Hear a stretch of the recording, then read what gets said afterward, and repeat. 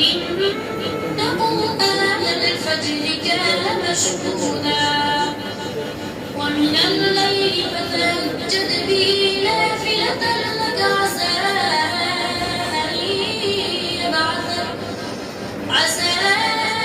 أن يبعثك ربك مقاما محمودا وقل رب أدخلني مدخل صدق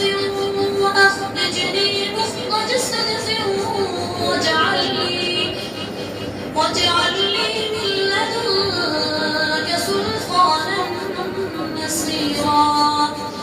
وقل جاء الحق وزهق الباطل إن الباطل كان زهوقا